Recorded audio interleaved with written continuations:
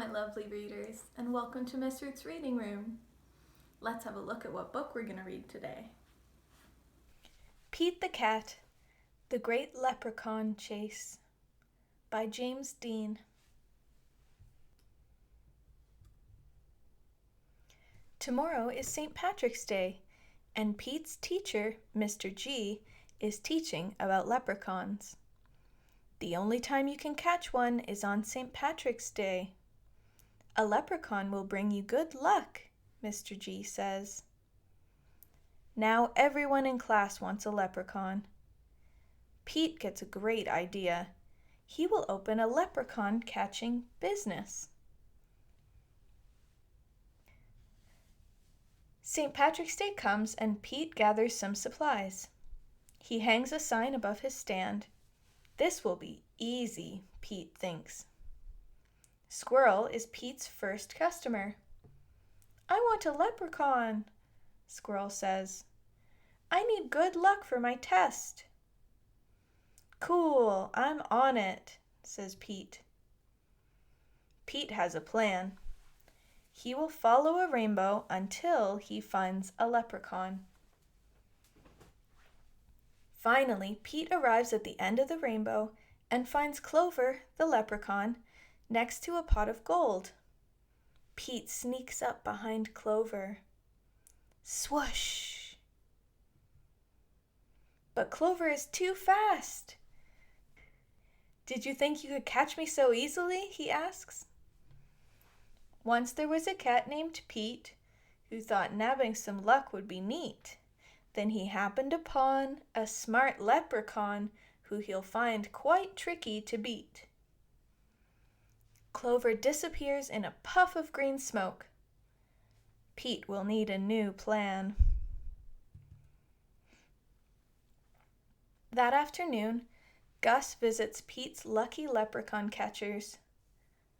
I want a leprechaun, Gus says. I need good luck for my band recital. Pete says, I'll see what I can do. Pete plans to lure Clover out with his music. He plays a jaunty song on his guitar. Before long, Clover dances over to Pete. Just a little closer, Pete thinks.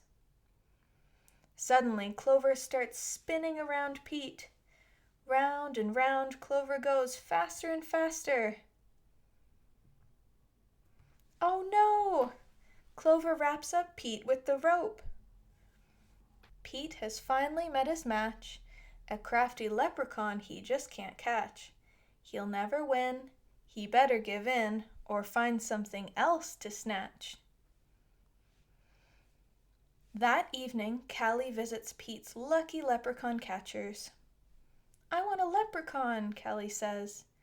I need good luck for my tennis match. Says Pete. St. Patrick's Day is almost over. There isn't much time left to catch a leprechaun. But Pete won't give up yet.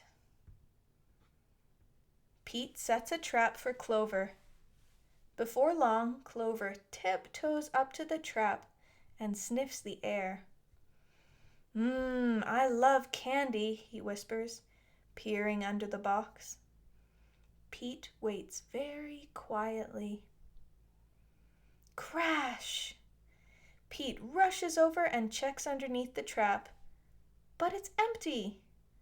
Clover skips away. Pete has tried many a plot, but still I haven't been caught. And isn't it dandy? I even got candy, while Pete ends up with squat. Pete has an idea. He follows the trail of spilled candy to Clover's secret hideout. Pete sneaks up behind Clover. Swoosh! Pete finally catches Clover. Why do you want me? Clover asks. I'm helping my friends who need some extra luck, Pete says.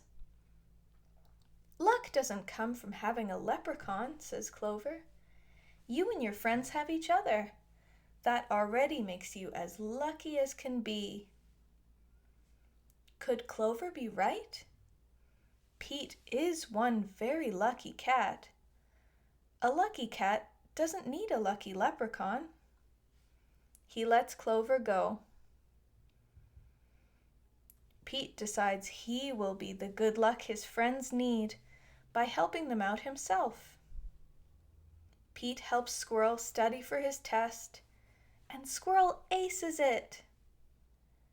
Pete helps Gus rehearse for the recital. Gus rocks it. Pete helps Callie practice for her match. Callie wins it. Clover magically appears. "Good job, Pete," says Clover. "I have one more poem for you." While Clover played hide and seek, Pete learned something unique. The luck that you make beats luck that you take any old day of the week. Happy St. Patrick's Day! The end. Hi, I hope you enjoyed the video. Please like and subscribe to my channel for more read-alouds.